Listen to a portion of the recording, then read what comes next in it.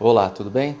Eu quero falar com vocês hoje, pessoal do estado de São Paulo em especial, né, todos aqueles contribuintes que nós só somos contribuintes nesse país, né, principalmente, sobre o imposto causa-mortes. Não só o imposto causa-mortes, eu quero falar também sobre o imposto do PCD, né, quando você compra um carro e tem a isenção por ter alguma limitação ou problema de saúde que te dá essa prerrogativa de ter aí descontos de IPVA e do IPI.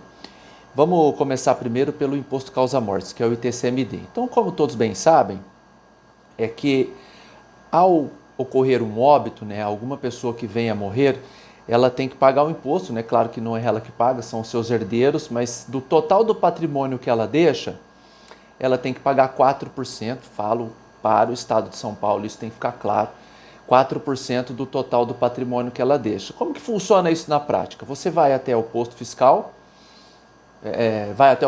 quando eu digo no formato online, né? Você entra, preenche tudo num documento, quais são os bens do patrimônio, por exemplo, carro, casa, poupança, cotas de empresa, qualquer tipo de ativo que a pessoa tem em seu nome, e aí os herdeiros pagam 4% desse total para o governo do estado.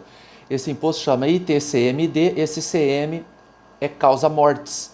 Então, é o mesmo imposto que você paga na doação, você paga na hipótese de óbito. Pois bem, nós temos tramitando na Assembleia Legislativa um projeto de lei número 250 agora de 2020, porque em virtude da pandemia o governo só consegue pensar em arrecadar, em aumentar as suas fontes de arrecadação tributária.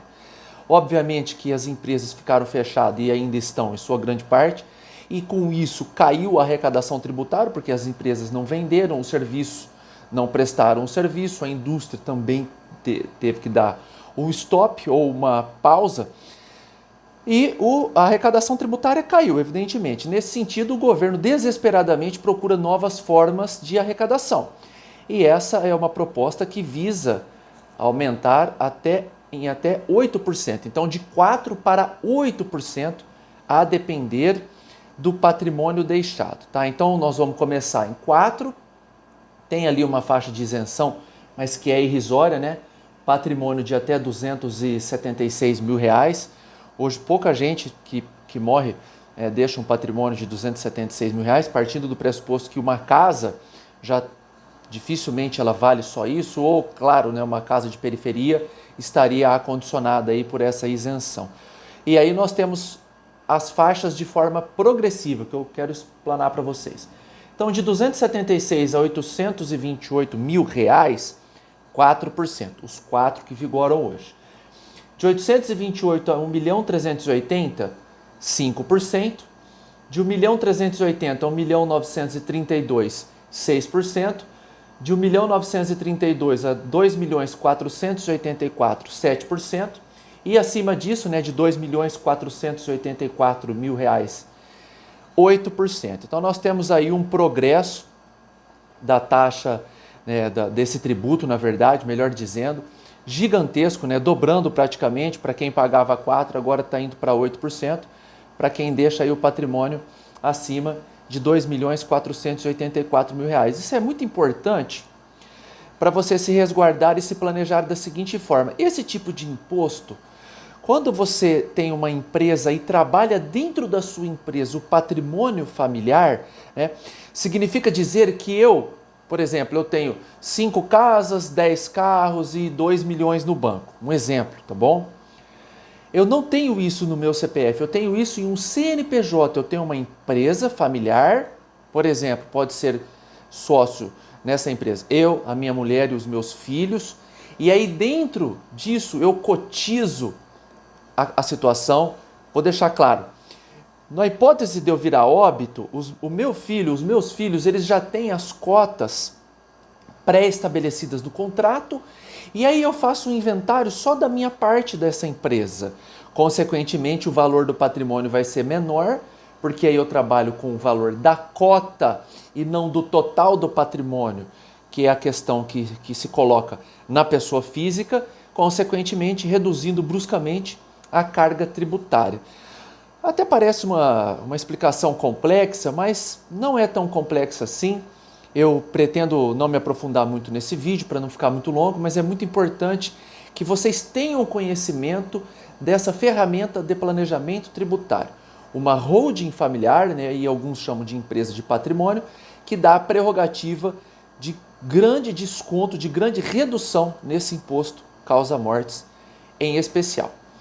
E para finalizar, só para a gente falar sobre o PCD, né, que é aquele plano que você compra carro, veículos com desconto em virtude de uma limitação que você tem no quadril, no joelho, ou uma doença, de certa forma, que te limita a sua mobilidade. Enfim, existe um rol que, se vocês quiserem, eu deixo aqui na descrição do vídeo depois, que te dá essa prerrogativa. Essa prerrogativa está terminando, tá? Quem tem o ideal de adquirir esse tipo de veículo pode correr, porque o projeto de lei número 529 de 2020, percebam que todos os projetos são de 2020, né? Pelo anseio, pela a saga de arrecadação que agora o governador se propõe, o estado de São Paulo como um todo, isso vai acabar. Então ele só vai ficar disponível para carros adaptados. Aqueles carros no formato de perua, sabe?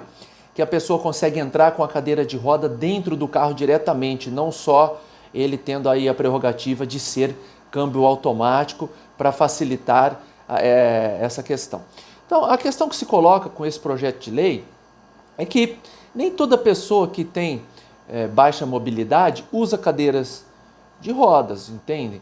Então eu vejo uma arrecadação, né, um fomento à arrecadação irresponsável do governo, tentando de qualquer forma trabalhar aí com o aumento da sua arrecadação. Para vocês terem uma ideia, eles chamam de renúncia fiscal. Mas se eu tenho um direito, não significa que você renuncia ao seu.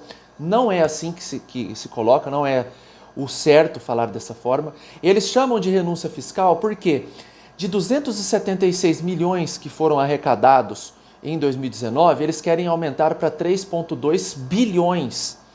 Então, isso é a renúncia do nosso ilustre governador. Então, ele não dá o direito das pessoas que são doentes a terem isso. Ele que renuncia um direito dele.